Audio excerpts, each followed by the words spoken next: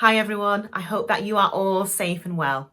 So firstly, introductions. My name is Lisa Maynard-Atem and I am the founder of The Social Word, an agency that specialises in social media strategy. I am also 1/3 of the branding brainstorm alongside Georgia Bell and Carver Johnson. Now I'm here on the Hair Show tonight to talk briefly about a subject that is very close to my heart because it is something that has affected me my entire life, and that subject is racism. Now, I'm sure by now you have all seen the horrendous video of the murder of George Floyd. I mean, I don't even have the words to describe how traumatic seeing that video was. But the saddest thing about it for me was that it wasn't surprising. It's not the first time it's happened. And it won't be the last. That's the first thing to say. We just have to be really honest about this. And what I find quite interesting about this whole subject is the argument around the whole Black Lives Matter.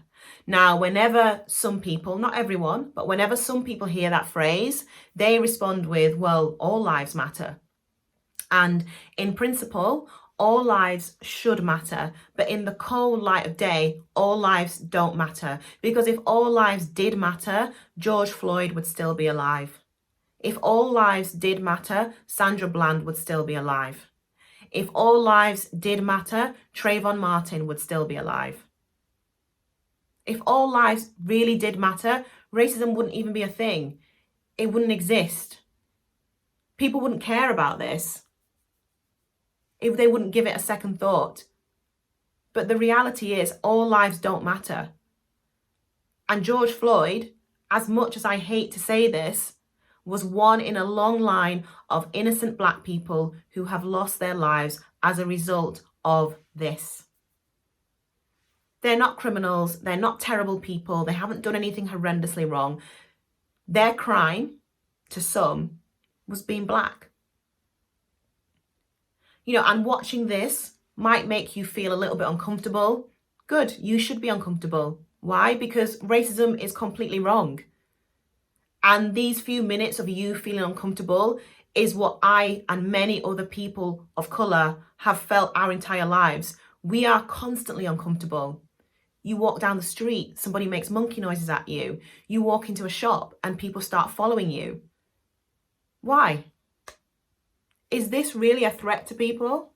No. The colour of my skin is not a threat to you, just like the colour of your skin is not a threat to me. I'm not going to sit here and bang on. All I'm going to say is all lives should matter, but all lives currently don't. It's not enough to just say that you are against racism. We all have a responsibility to be openly anti-racist. If you encounter any instances of racism, please stand up to them, even if it's just a comment.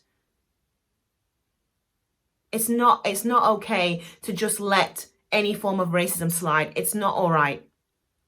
And it's gone on for far too long. For hundreds of years, Black people have faced systemic racism and oppression, all because of this.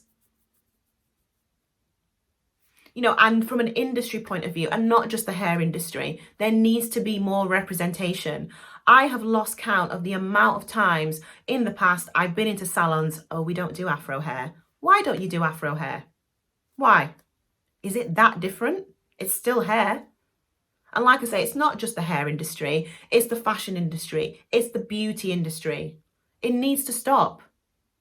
There needs to be equality, there needs to be fairness, there needs to be parity. Like I say, if you are uncomfortable watching this, this is a few moments of discomfort for you. This is my entire life.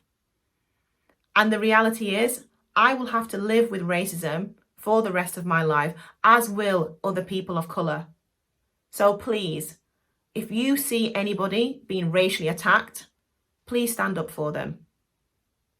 Thank you guys. Take care. Bye.